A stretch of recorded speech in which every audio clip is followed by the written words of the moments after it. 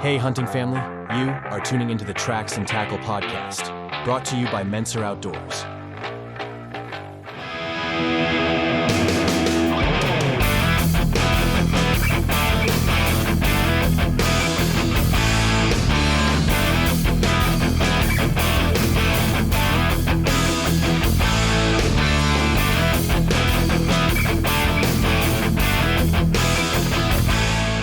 All right, hey hunting family, welcome back to Tracks and Tackle. We got a good show for you here today. It's going to be just us guys having a BS session for the most part. Going to be talking through some recent current events and sort of just picking each other's brains and thoughts on what's going on in the hunting world.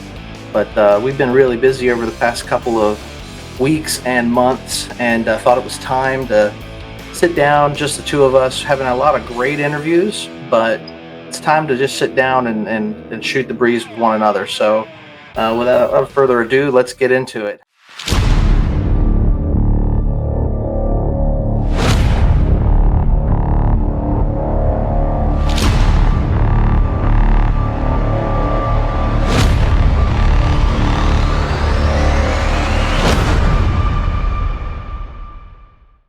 All right, folks. Hey, we are back in the studio. I'm here with Ron, the Arrow Eagle, leader of Menser Outdoors. He is the host of Tracks and Tackles. He is the straw that stirs the drink.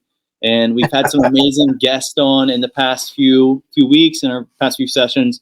We just wanted to sit down here and kind of chat it up with each other, kind of hear what's going on new in our world and also new in the outdoorsman community. So we're going to get into some topics that are out and just dive in and just shoot the breeze. So, hey, Arrow, what's going on your end? Man, I am just living the dream. Like you said, we had some awesome guests on here recently, and we have not had an episode in quite some time where it's just been you and me shooting the breeze with one another. I know that we've been gathering as family, and you had touched on, earlier we had started recording and hit some technical difficulties, so we're this is take two, I guess. But we were talking about how everybody's got a different perspective to the memory of how stories go, and that's what we do is we make memories, and then we come on this show. The purpose of the podcast really is to share those memories. Frankly, we've got we do our best to capture the moments and share them with the listener or the viewer. And we love feedback from the viewers and the listeners. And when you guys send in comments and you send in questions are great because we're here to educate people that, our audience is going to be a blue collar group of people, right? They're going to be folks that love the outdoors. If you're listening to a podcast like this, you're sort of connected. Either you know who we are and you're following our crazy personalities, or you just love the outdoors and you're trying to learn something, because there's always somebody out there that can teach you something. And so for me, I love the feedback that we get from viewers and listeners, and questions are awesome because we want to teach, we want to educate. I know a little bit, you know a little bit. There's always somebody else out there that knows a little bit more than us. Always so yeah, that's the benefit of like bringing on guests, because they're teaching us as they're teaching, the listeners as well. But I do got a beef to pick, I guess, with as we get more comments and more viewers, it turns out like there's always going to be some Karen out there that wants to, tell us that hunting's bad, or deer are meant to remain in the woods and not be hunted. And some people just say again, they're majestical. Yeah, deer are majestic, and I agree, they're majestic.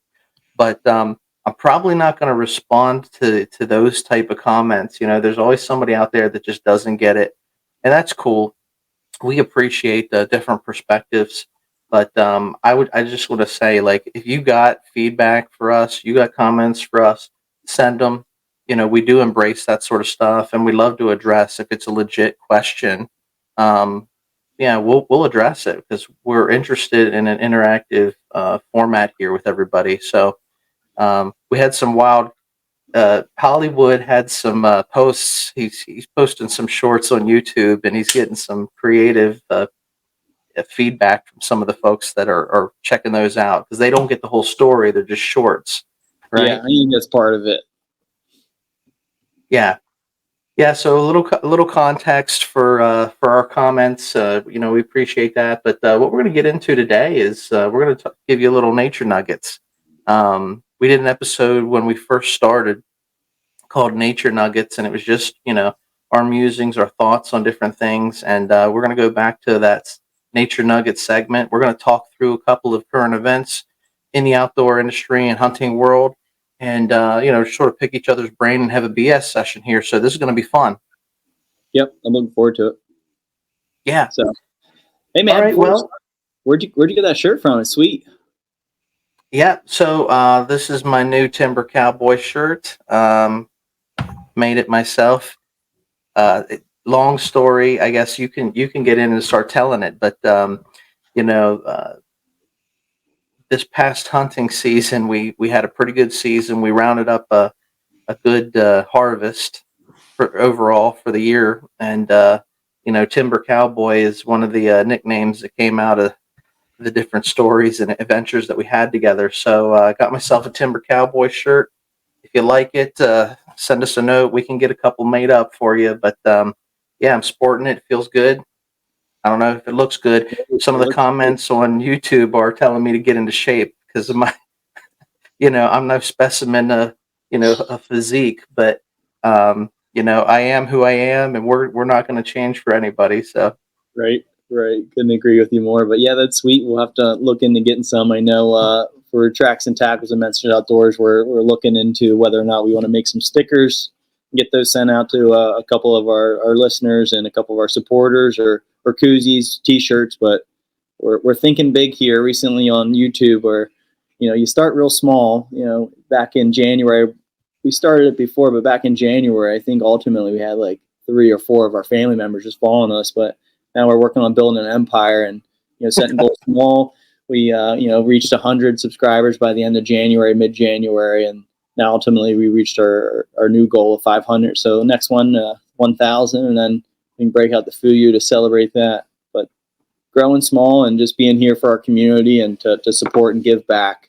We're lifelong learners as anyone is in their field. So we're learning as we go, and trying to push that into those that are around us so they can have some of these nuggets. that's it. We just got, all I can share is what I've got. Yep. So, and I'm willing to pass that along. I need to hold on to what I got. I'm willing to share it. So it's like when we were talking in the kitchen, it's kind of nice here. My co-host and my host here, I get to see you pretty often, man. We do family gatherings, and we've been hitting the gym on Mondays, but we've just been hanging out, so we're able to constantly bounce ideas off of each other. But we were just talking at a round table with our family yesterday, and just about things that you shouldn't do in the woods or things like that. Was just like, I was never taught that. Like you learn from your mistakes, and then you grow from them. So that's all we're about here, is just learning and growing. one of the things that's a really good point, because one of the things, like, if you have a teacher or you have a mentor, they're going to tell you what to do, how to do it the right way, and if you're a good student, you're going to follow the directions and do it the right way. But for myself, maybe I'm just not a good student, but the things that I remember the most are doing it the wrong way, realizing for myself, oh, that didn't work. That deer busted me, or, that bass, didn't take that bait, or he got off the hook, or whatever the scenario is. But when it doesn't work out, and because I did it the wrong way, I learned to do it the right way. And I remember those. You remember the one that got away a lot longer than you remember when everything went according to plan. Yep. Couldn't agree more. Because there's plenty of times went south. That what we were specifically talking about was, like, I'm in the woods. There's some does coming towards me. And it's rut, probably early rut, but they weren't getting close enough. They were just hanging around that 50-yard range. Nothing for me to get excited and get the bow off the hook. And they just stayed there and started walking out, and then ultimately started walking like they're going further. So I got my grunt call with me. I normally don't bring it with me or really use it. So it's a new instrument. But I grunted once or twice, and immediately they wheezed and took off running. But that's the wrap on that. Don't grunt at does. But also with that experience, 3 minutes later, a big bruiser came running up over the hill. So yeah, I learned from my mistake, but it was also kind of a blessing in disguise. But it is a good point, because hunting and, I guess fishing might be a little bit different, but hunting primarily, you have a mentor when you're growing up, but after you get old enough or you seem like you can walk in the woods and get out of the woods without getting lost, you essentially get your own spot, and it's independent sport. So, the learning has less to do with the infield experience and more with the talking aspect, but that's not always how I learn. I like to learn more hands-on. Yeah, I mean, and we all learn differently. Right. Some are visual learners, some are audio learners. Some of us got to screw up a couple times until we get it. It takes more than just telling me for me to get it through my thick skull. So, but yeah, no, that's the take or the gist of the purpose of why we do what we do. We want to educate. We want to be educated. Always looking for guests to come on the show that can teach us a thing or two. We grew up hunting just like a lot of you guys out there. We're born into this life, but it doesn't mean that we hunt everything, and doesn't mean that we fish everything. And so I'm the first guy to say there's guys out there a lot smarter than me, and I want to learn from them. And we're going to do our best to continue to bring you that type of content where we're bringing on people that can educate. But in addition, we're just sharing stories. We're making memories, and we're having fun doing it. Yep. And back to kind of what we were arguing about in the kitchen, what we talked about on our first take is we can point people back to say, like, hey, this is what actually happened to. Listen to episode 5. We'll get our story straight, and it's kind of our video log. Just keep that documented. So let's get into this. We were having a story. We were, sharing a meal. It's, the kitchen table. It's the family. Everybody's just being themselves, cutting loose. And the topic came up of the very first deer that I recorded video. I videoed the hunt, and it wasn't because I didn't go out there with the intent of videoing the hunt. It was several years back. Recently got a smartphone, maybe for the first time. It wasn't that long ago, but I had a camera on the phone, and I saw this little deer coming through. It wasn't a big deer. I knew it was a buck. I was archery hunting, and there's a trail that ran uphill from me about, I want to say, 30 yards at the closest to the stand that I was in. But you could see this deer coming from 75 yards away, from my left to my right, uphill above me. He's going to walk this trail, and I'm like, man, antler restrictions here in PA. You got to have 3 on one side. He's just a little guy. So I got my camera out. I left my bow on the hook, and I just started recording him, just because, outdoorsmen appreciate nature. We're not out there just to kill. We appreciate, there's something that is majestic about being out in the woods and observing wildlife, And so I'm watching this little buck come into me, and he's getting closer and getting closer, and he gets to about that 30 or 45, 30-yard mark, and I can see with my eyes he's got 3 on one side. And so I didn't have a whole lot of, circumstances are different for everybody. I'm not a trophy hunter. Didn't have a whole lot of time to hunt that year. And so I'm like, man, I had to make a decision. Do I just let him walk because he's a smaller buck and just capture him on my cell phone, capture him and record him? Or do I try to put the phone away, get the bow off the tree hook, draw back? That's a lot for a deer that's within 30 yards. Most likely I was going to be busted. But I made the decision. I put the phone away. I was able to. He put his head behind a tree. I got the bow off. I drew on him. And my brother was telling me about, this is another debatable topic, the fixed broadhead versus mechanical broadhead. But my brother uses Rage, and he's, swearing up and down about the rage in the cage. So I'd also, I'd went out and purchased some. I was going to try them. So it was first experience with a rage broadhead, and I put one into this deer. So after I got the shot off, I was able to get my camera back out and film the aftermath, right? So we got to film the track the deer, got the, bloody arrow, so long story short, we recovered the deer and it was a successful hunt.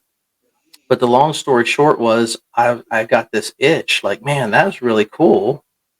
Self-filming my hunt. I had everything except for the action shot, the actual impact of the arrow, because I wasn't set up to do that.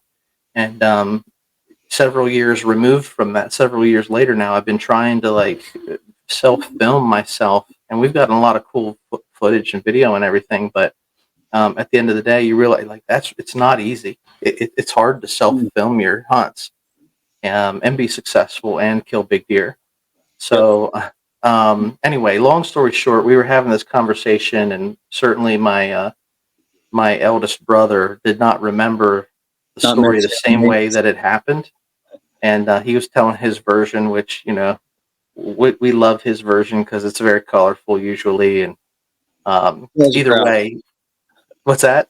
It draws a crowd. His version will draw a crowd. So anyway, we can go back to the tape because I have the video. And that's the cool thing about making podcasts, recording our hunts.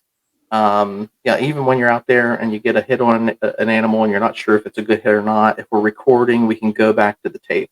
It's just like playing football in high school or college or whatever level you played. Go back, let's review the film, and let's see what went right, what went wrong.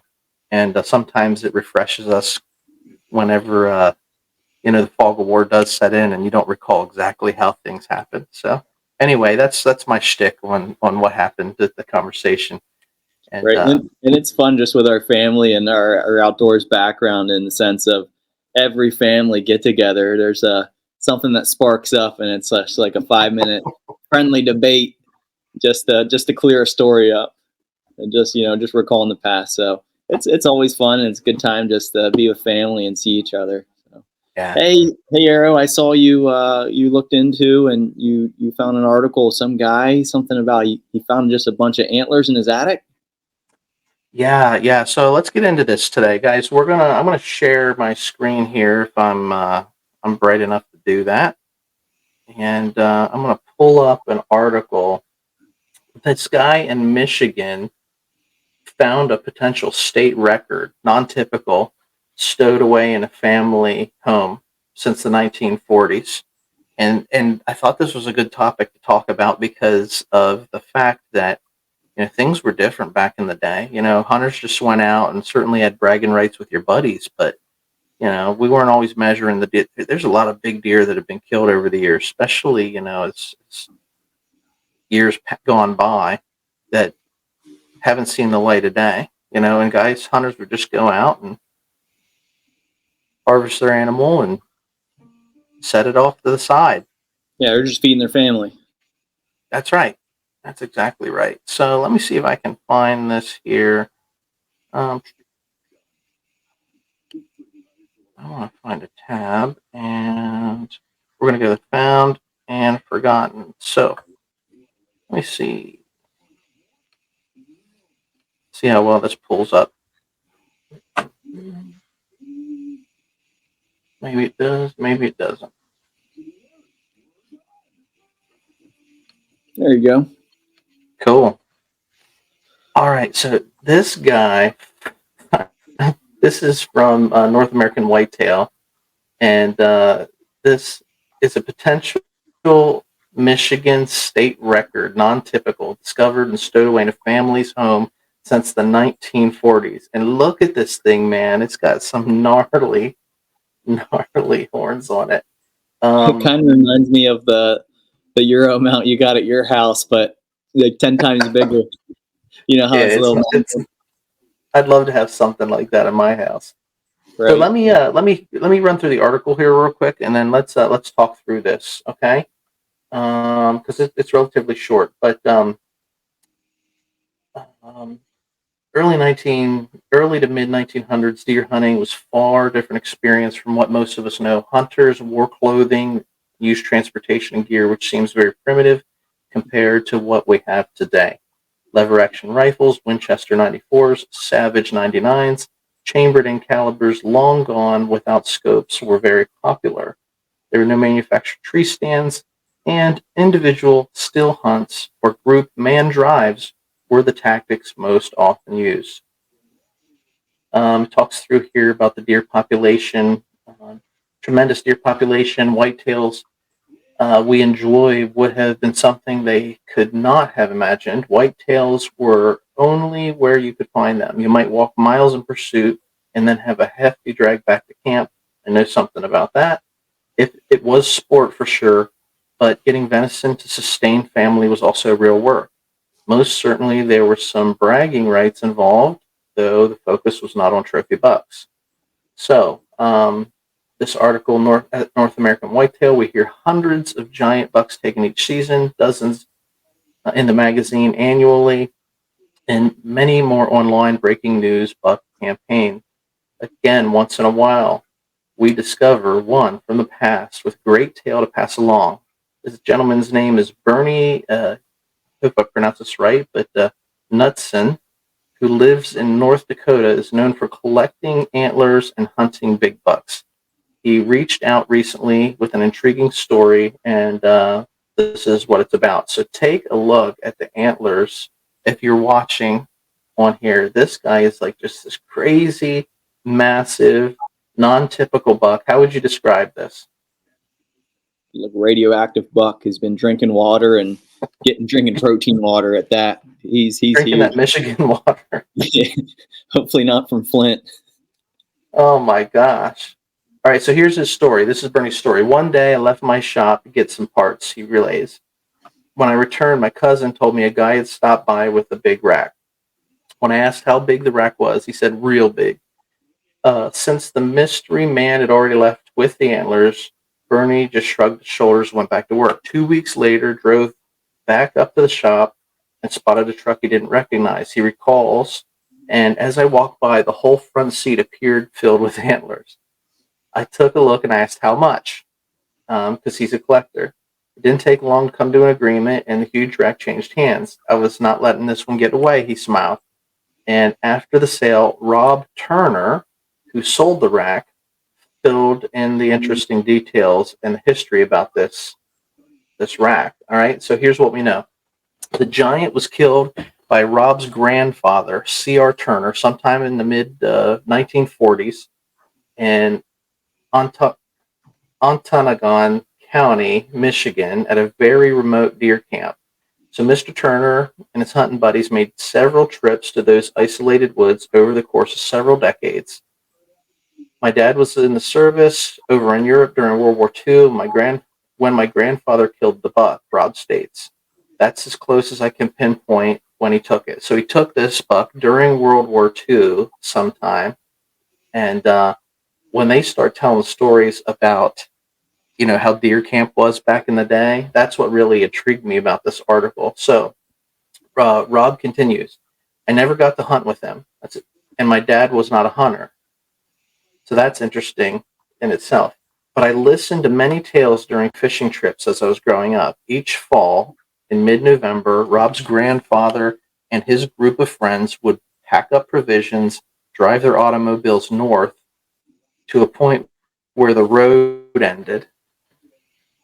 From there, local, using horse-drawn sled, would transport them many miles north until they reached hunting woods, somewhere near Lake Superior. They would remain until it ended, the hunt, without benefit of electricity, telephone service, any modern conveniences. Primitive hunting at its finest.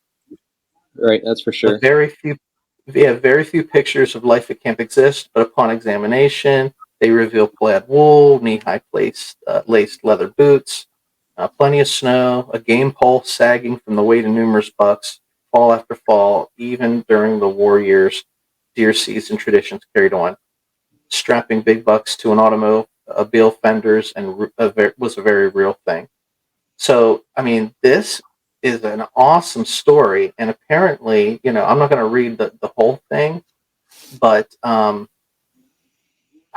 you know what? Let me just read this next paragraph, and let's talk about this. Upon one trip, tragedy struck. One of the men in the party passed away suddenly from a presumed heart attack. Now, think about this.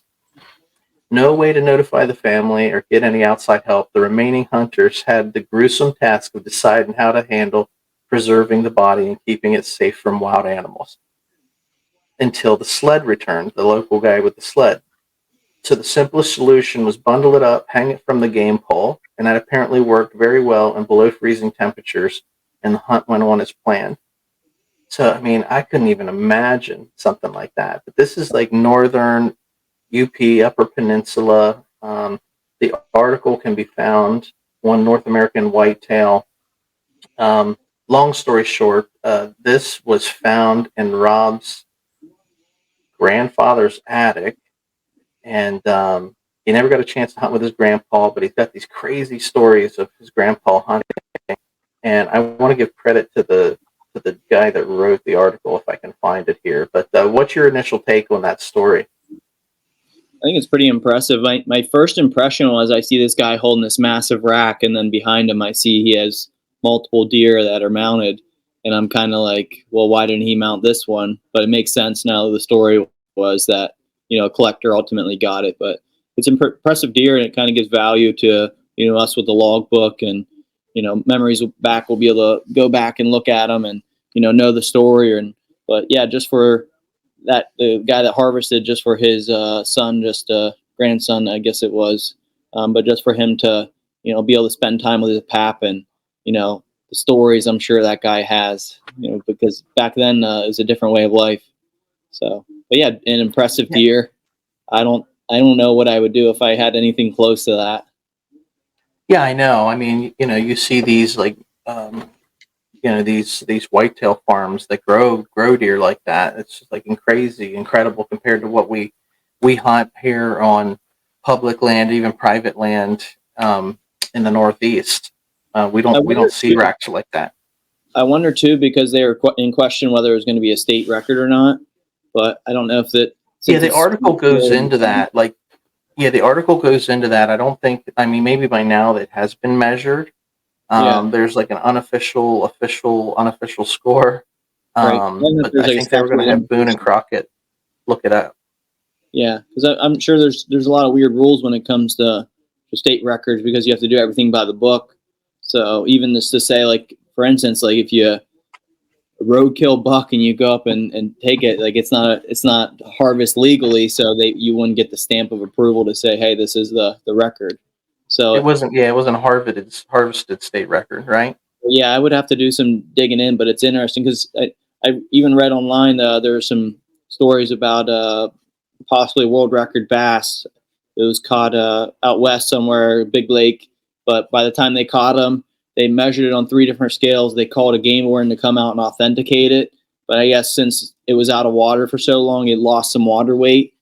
And then by the time it got there, it lost half a pound or so of what its mass was. But just you're playing the game to get it authenticated. So I would just be interested to see if that took a turn for the better, and that buck got its privilege or not. Yeah, I mean, we can try to look into that. I think what the article said was it's definitely a county record.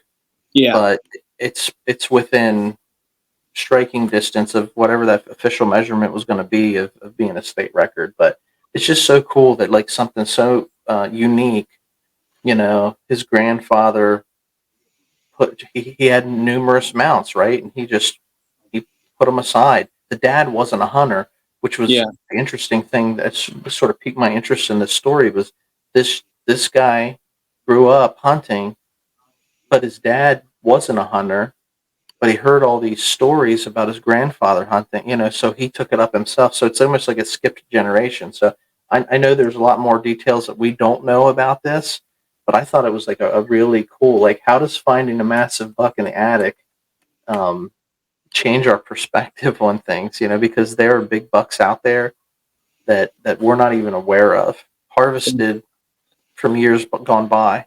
We're gonna have to search Pap's attic. I've been through that attic. There's no massive bucks hiding up there. Although if you Right. go up into the attic, there are some deer hanging on the wall. Right. Right. I think there was one. This is like a. I don't know. It's albino if it's white, but what's it called if it's black? Wasn't there like an all black deer he got in Carolina, South Carolina? Well, they have black-tailed deer instead of It white-tailed deer, but was all I don't black. know about an all-black deer. Yeah, there's a picture up there. I'm pretty sure, but sounds like another tale. Some controversy. We'll have to find that picture and just see. Yeah, I want to see that picture because I'm not familiar with what you're Yeah, talking about. maybe I'm making something up, but I swear I remember it from childhood. Lon's Okay. upstairs. I'll have to touch base with him. But yeah, it was a pretty impressive story. You just think, the tales that grandfather would have. And what about so all right, let's go back. Let's take this from the top. Like these guys really went to deer camp. Yeah, much You know, more than we have. We have our camps primitive, but we complain and whine about the little things. But it's not like that. They lived it. They breathed it. It was a way of life for them. yeah, I mean, it's like you drive until the road runs out, and then you get a local to load up his horse-drawn sled to Yeah. take you That's up into interesting. the Upper Peninsula of Michigan, which might as well be southern Canada. It was a horse sled, not a dog sled. I caught Yeah, my ears.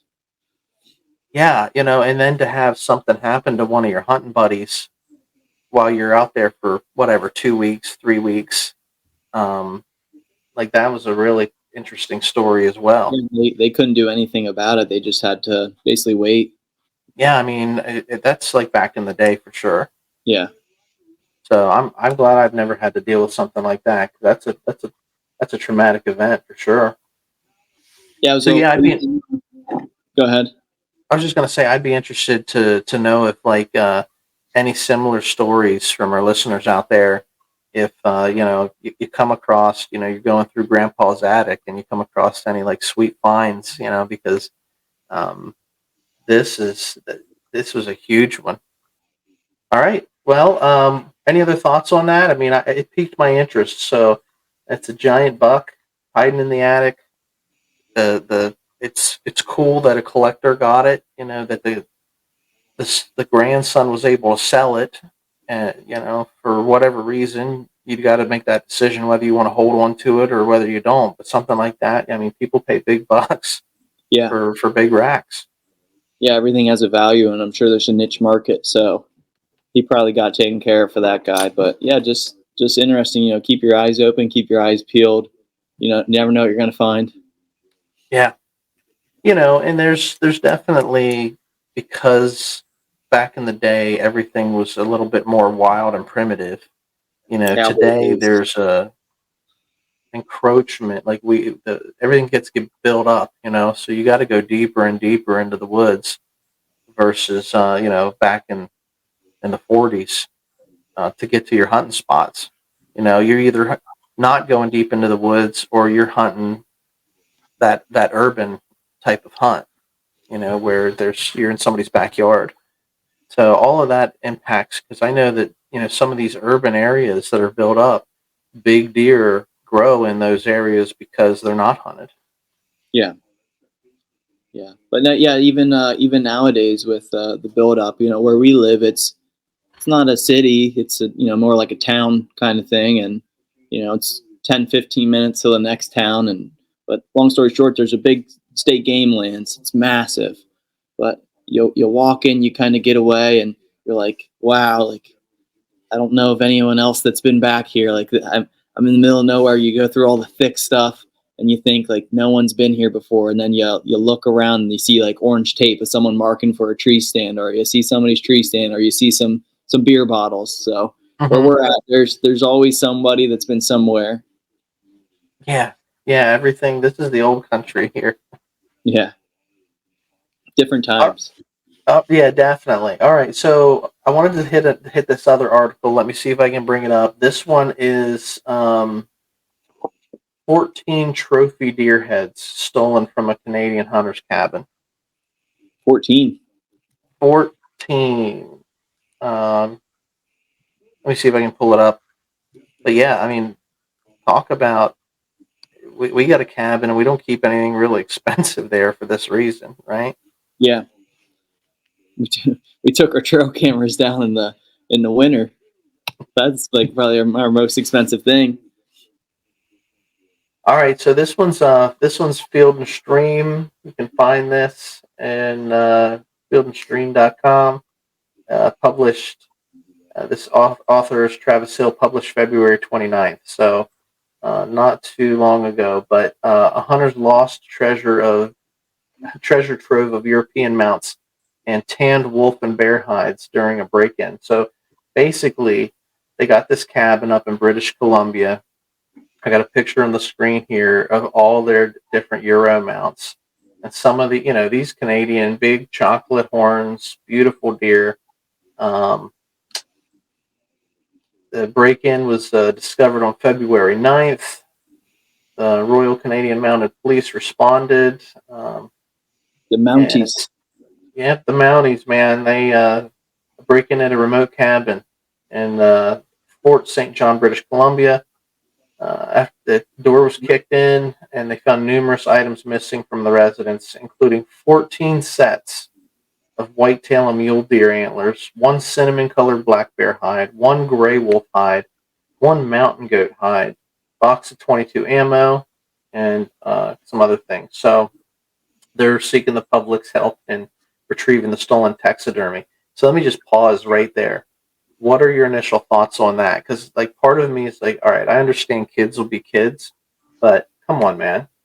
Yeah, I'm a little heartbroken because Could you imagine? Because those are memories. Like you can't get these exactly. back. That was the point that I was going to make. It's not just the deer skull, the antlers. Like it's a beautiful piece of artwork in the home, but there's stories and memories made with those. And I think of at our camp we have the small wall and the big wall, and we're going to get on the big wall this year. And it's not every year you get on the big wall. So if we just walk in and everything's gone, like it's kind of just sad. Just all those memories are gone.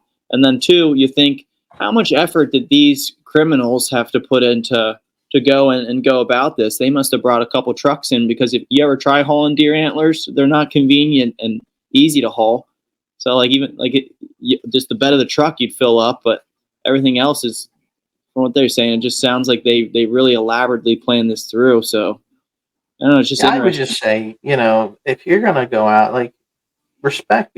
We talked about this in an episode recently where be happy for other hunters. If Right. somebody goes out and shoots a nice cinnamon coat bear here, like I got on the picture right now, or a nice mule deer or a rack chocolate horn, 4 or 5 year old buck, man, like get up for them, like hype them up. Yeah, be pumped. Can't we as a hunting community cheer one another on We and all just not get be along. jealous of one another, or I want what you have, that sort of thing. And who knows who these criminals were? They might not have been part of the hunting community at all, but why else would they take this? The guy said, who was it? The article reads here: the hides and antlers represent years of hunts and fond memories for the family who own the cabin. And that they're basically they're looking for somebody in that community, the Fort St. John's locals, to be on the lookout for anybody who has a new collection of antlers or hides is trying to sell them, because people will buy. Like in that last article, there are collectors out there. Like this is a real issue in the hunting community. I think PA has a rule against it, but most states, I'm assuming, don't. But yeah, you would think, I don't know, they would be able to catch them pretty easily. I'd be thinking number one, it's somebody that knows that they're there, and then number two, yeah, they're going to be trying to sell them all at once. But you never know. And how do you measure the value of a collection like that? Like you said, like it's priceless. Yeah, and like our hunting cabin, and I'm sure most hunting cabins, it's minimal usage. It's bare minimum. It's primitive, so there's not Seasonal. too much. Yeah, there's not really insurance or any protection on it. So all of those lost goods are gone. And I'm even thinking from what you just said there, Arrow. When our house burnt down, we had to go through and itemize everything and put a value and put a price on it. So I don't know. How would you? Yeah. Like memories are priceless. They're unforgettable. Certain things just can't replace. So here's a picture of a massive gray wolf hide. So it looks like they did have some documented photos of these things. But yeah, it's just a shame, I would Yeah. say, for a guy like you or me that appreciates being in the outdoors. We do hunt. When we come across a nice harvest that we would call a trophy, we try to preserve that. And it's like from the first article, it's nice to be able to preserve something to the point where you can pass it on to the next generation for somebody, whether they choose to hold on to it or sell it, and for monetary value or that's irrelevant, but handing stuff down and passing along those memories is it's important to be able to do as a hunting community. I don't know. What are your thoughts? I'm just sitting here thinking, for our camp, and I'm sure most hunters out there, we go to our cabin to park everything that's going on in the world and escape, to just get away from reality. Just spend some time in the woods. Clear our minds and just be stress free. So how unfortunate for the cabin owner. He's thinking he's going to go to his weekend for a hunting trip, or just to get away from the world and just have some peace, and everything's flipped upside down as soon as he gets there and realizes that he's been robbed. Totally, totally. Like, I mean, that's a great perspective on, when we go to the cabin, it's like a weekend getaway. And, we don't have anything of value up at our camp, but, some cabins are pretty well kept. Um, so from reading this and from your perspective, like, are there certain precautions hunters should take when leaving their cabins unattended for extended periods? I know when we are done in the winter, like, we lock ours down pretty tight. Um, but what would you say we should be doing whenever you are only using it for seasonal purposes? How do you handle that? It's kind of a loaded question, because growing up and where we grew up, we're not worried about people breaking and entering. Everybody around us has mutual respect, and the people that don't realize everybody has guns. So it's just Right. a common thing. You don't mess with someone else's stuff. So growing up, our front doors normally unlocked, our trucks normally unlocked, no issues with that. But then, I drive to work, I make sure I'm somewhere I don't know, I lock everything up. So, being our cabin's in a secluded area, it's mostly, minimally protected, I would say. But, ultimately we do bear it up, lock the doors, and make sure everything is kind of break-in proof. But ultimately, if someone wants to take something from you, they will. They It's like want with they want it bad enough, they will. Yeah.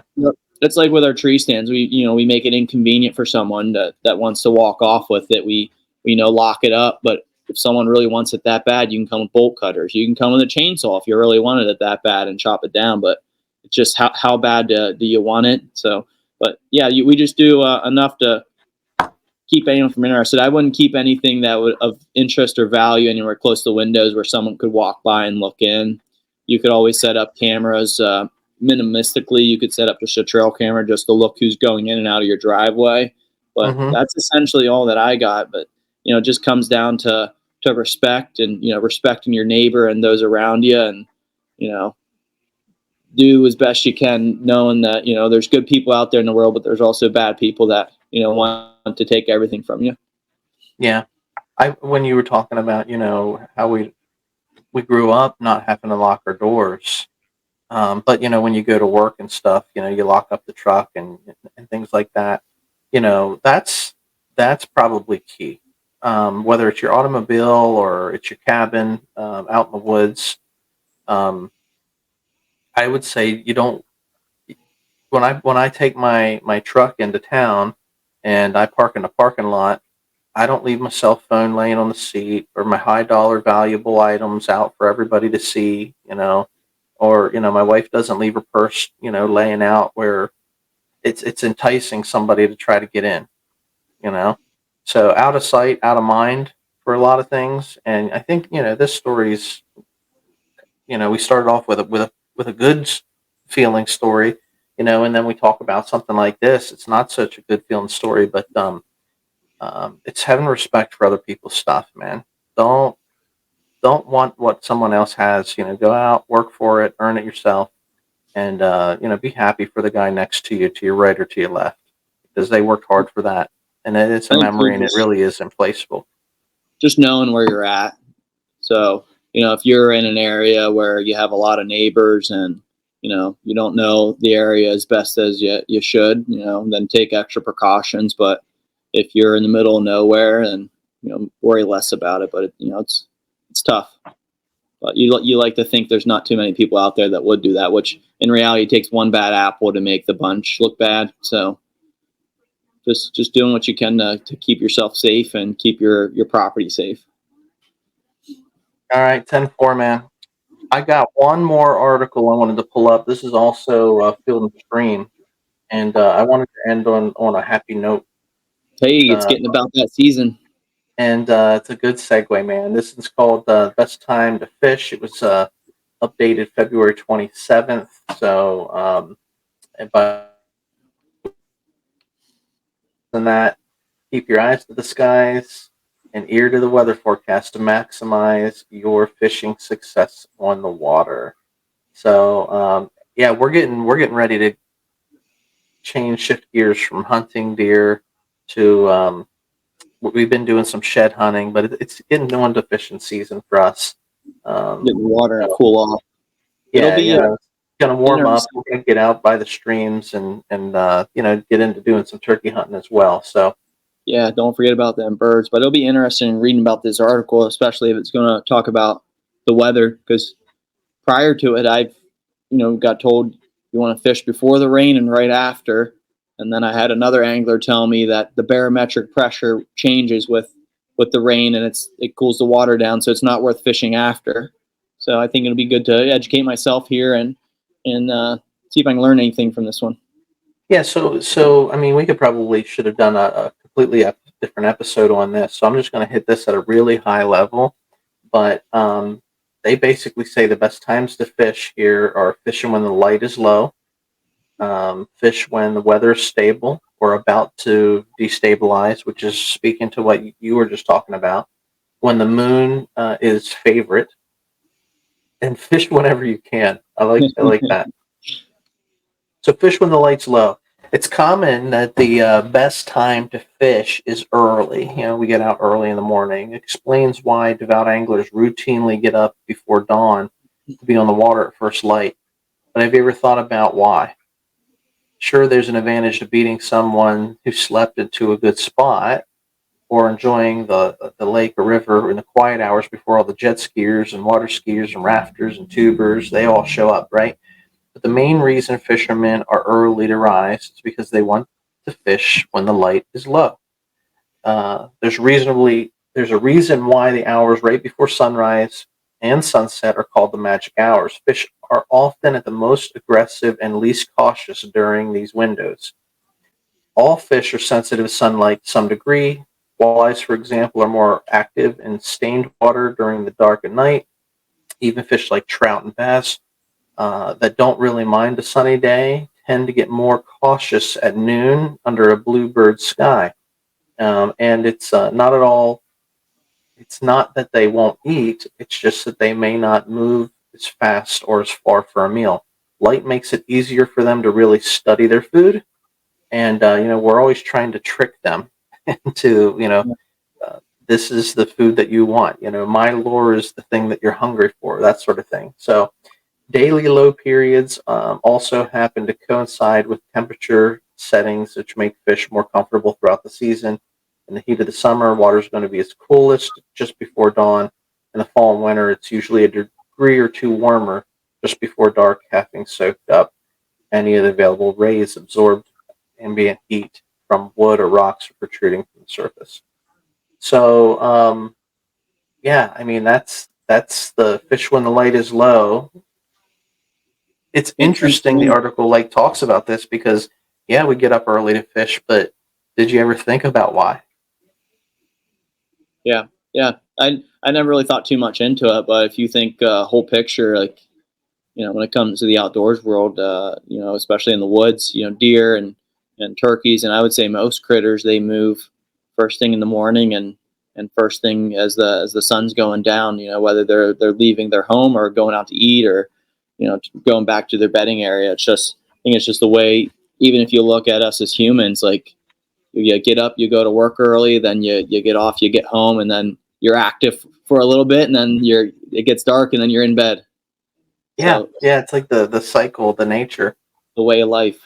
Yeah. But So you were talking about like the weather, and so yes, the best time to fish for bass, they say, um, fish when the weather is stable or just about to destabilize.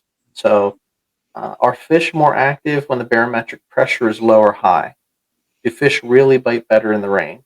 These are questions fishermen have been debating forever, but if you talk to serious anglers, most are going to agree that one set of weather conditions isn't necessarily better than another. What fish really crave is stability.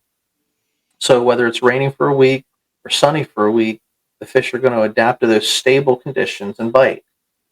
What they don't like is when it's pouring all day and chilly one day, windy and sunny the next, roasting hot with thunderstorms the day after that, cool again the following day. So that destabilized is what they don't like. The more rapidly changing weather conditions, the more difficult it can be to catch fish because they're not settling into a specific pattern or location. Changing weather often has them in flux, so you should always monitor the long-term forecast for a few days before and after the day you plan to fish. And you want to see similar wind, sky, temperature conditions, but if it appears to be a big change is coming, all hope is not lost. hmm. Makes sense to Rapid weather. me. You go ahead Yeah, before I continue. there was a day, I don't know what it was. It was November. It might have even been December, but it was freezing cold all week. And then there was a day that it was 70 degrees out, and I went with my friend. We went out pond fishing, and we caught two little of these tiny little pound scrubs. Nothing else was biting like it normally would, so it wasn't as fun. It was nice to get out, but I can think that attests to what this article says is, just because the weather's really nice one day, and it's just, if it's cold, just kind of, you can still get out, but just be a little bit weary. You might not have your best day of fishing. That's it. That's it. Now, they go on here to talk about a rapid weather change can also be an incredible bite trigger, Hmm. especially during the summer months. So it's been 90 plus degrees and it's sticky for a couple days, and then the weatherman's calling for a storm front. You can expect action hours before and right when the storm hits. Naturally, you have to use your judgment and fish safely, right? The fish can feel the changing temperature or the changing pressure, and that's that barometric pressure you were talking about. And they know a shakeup's coming and often go into a feeding tear leading up to the change. So, conversely, the days following that major shakeup can be extremely hard to fish because the pressure, the wind, and the temps, they're all over the place until things stabilize again, which, at that time, once things stabilize, the fishing will pick up. So just some like really cool fishing tips, so guys don't think about this, but you want to, I just think about the summertime, and I think like when it's like really hot, it's really sticky, and it's really humid. Um, I'm not that active, but whenever that storm front does move through and it cools down, like it's after the storm. I get outside. I'm going to get outdoors and probably do a little bit more once the temperatures drop and the humidity drops myself. Right. Yeah, there was that trip that we went in town to Gettysburg at one pond, but it was middle of the day. It was 90 some degrees out at 12 o'clock, and the only thing biting were bluegills. Right. But Yeah, midday fishing's not the best. we'll have to give that spot a chance again. You like, if you have a bad experience, just to be like, I'm not coming back here again. But we'll have to give it its chance and get back Yeah, out. yeah. Let's get out there and do that here this spring or this summer, and maybe hit it like first thing in the morning, and see Right. if we get a different take on it. So I'm interested to see what it's talking about the moon phase here, because there's in the deer community, there's there's evidence to say that the moon phase is all just a scam, but there's people that swear by it. So I didn't know it was a thing for the fish. I mean, maybe it does make sense with the tide, but maybe not for creek fishing. I don't know. Well, let me go through this here. So, of all the natural factors that dictate fish aggression and willingness to feed, I believe it's fair to say that moon phase is overlooked by most anglers. And I understand this because it's easy to say, who cares about the moon? I'm not fishing at night. The reality, of course, is that the moon affects water and fish 24 hours, 7 days a week. And while I don't believe it's the most critical factor in deciding the best time to fish, it's worth having basic understanding how it can alter the bite. And you think about it, like there is a gravitational pull, with the tides and things of water, like that moon phase does affect the water. So this goes on to say musky anglers are notorious for tracking moon phases, putting loads of stock into these famously finicky predators, opening their mouths at specific times during specific phases. How the moon affects fish is complex, but in a nutshell, the moon shifts gravitational pull on the Earth, which does things like create tides and salt water. It's funny, somebody just said that, right? Smart guy. Though you, yeah, though you and I can't feel the difference in the moon's pull in any given phase, fish can. Roughly every 6 hours, there's a major or minor moon phase. And to break them down simply, the major phase occurs when the moon aligns with the poles directly overhead or underfoot. The minor phase occurs when the moon is halfway between these points, sort of aligned with the equator. And most fishermen don't or won't give these poor positions any thought, but I've been out with serious striped bass and musky guys who tracked the phases and insisted we'd get bites or at least see fish just before the peak of the next major or minor moon phase, and we did. So this goes on to say that it's also worth considering the brightness of the moon, which can help or hurt you depending on the scenario. So yeah, it's interesting because I've never really thought about that, but when the topic came up, like common sense says, yeah, there's a gravitational pull. It messes with the tides. Yeah, it makes sense to me. And then they wrap the article and they just say, the best time to fish is simply when you can, right?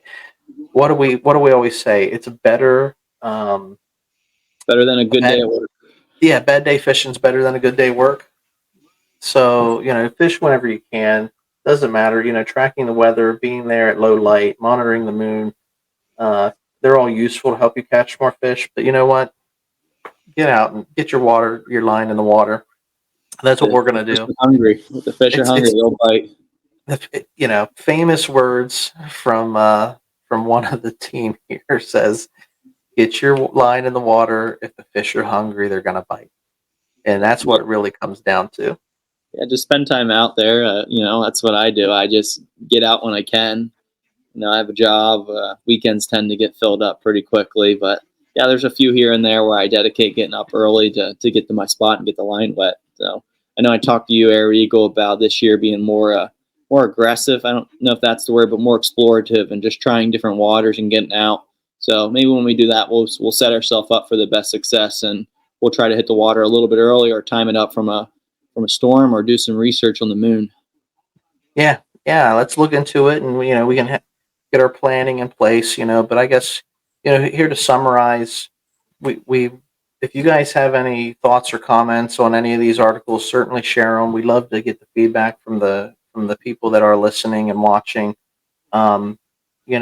We've got highs and lows in this sport. You can go from the high of, hey man, I just found this amazing treasure in my grandfather's attic. Something that most hunters would never see a deer like that in their entire lifetime. But then there's also lows, where you got some knuckleheads kicking in the door of a cabin and taking Euro mounts and furs and stuff that, look, it takes time to prepare those things. It takes time you don't know how long that hunter had to sit in the woods to harvest that animal, and then, to take the skin or the hide and break it down so that it's a finished product so that it can be displayed proudly in the cabin. There are highs and lows of this outdoor world that we live in, but never lose the passion within you. You know, we always say nature is our playground because, you know, even though there are good news stories out there and there are bad news stories out there, um, we never want to just not go out and enjoy it, which I think this final article on fishing really makes and touches on that point. You know, fish whenever you can. Just get out. Like, even though there are better times to hunt or fish, and there are worse times to hunt or fish, despite the highs or lows, get out. Nature's your playground. Spend time in it, and that's really what's important. Yeah, there's the saying out there: "Be present where your feet are." So, Right.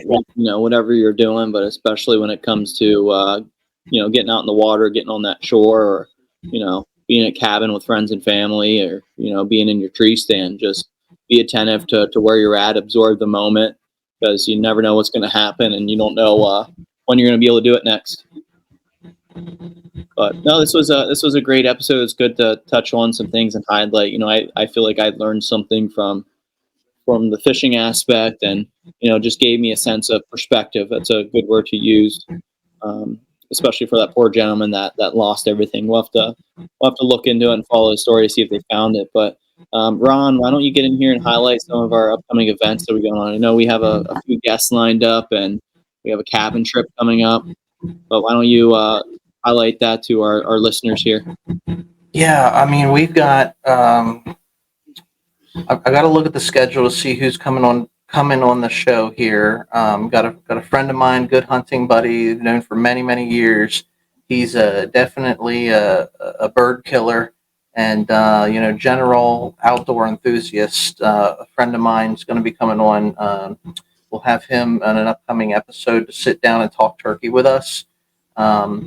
We have a lot planned here in the next couple of weeks where we're going to be getting out and we're going to be spending a lot of time in the outdoors. We are going to run up the cabin. We've been putting this off for several weeks, but waiting for the weather to be right. But we got to get up. We got to get some trail cameras set at camp so that we can start to monitor everything's moving through there. And we got some work that needs to be done on camp as well. But balancing that out with upcoming turkey season, I don't know how much work gets done during turkey season, but we want to spend some time up at camp. So hopefully we'll get some good video and content and share those stories with you guys as we walk through that.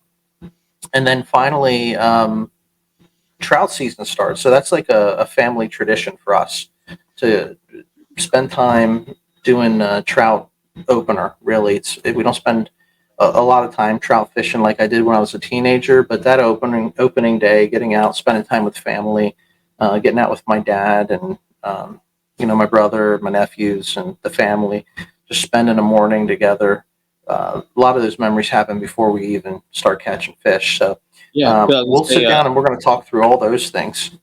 Yeah, at the cabin, our tradition, deer opener, we get up the day before, so we're able to kind of spend the evening together before we go our separate ways on our expedition. But it's the same way for trout. We get to our hole early, and little by little more of the crew arrives. But just sitting down, passing time, and sharing stories, shooting the breeze. But just memories and traditions that we're never going to forget as we continue to get more and more gray hairs. Yeah, every gray hair is a memory. So. Yep. That's it, man. It's been good. This is a different little format that we've gone through today, but I enjoyed, the research, getting this stuff lined up, and talking through it and getting your input on these different things as well. So it's been fun.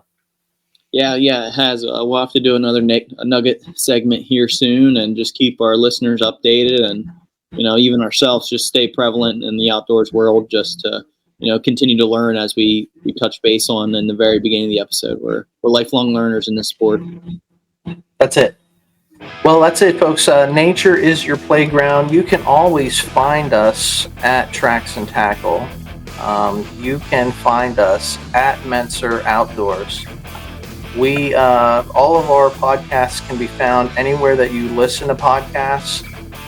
You can get us on Instagram. We are on Rumble. We are on YouTube. We are on Facebook. all of the above. And if you wanted to find any list down of all of our podcasts, you can go to buzzsprout.com, tracksandtackle.buzzsprout.com. That's where you will find us. We are Tracks and Tackle. We thank you for tuning in. And remember, folks, always stay wild. Stay wild.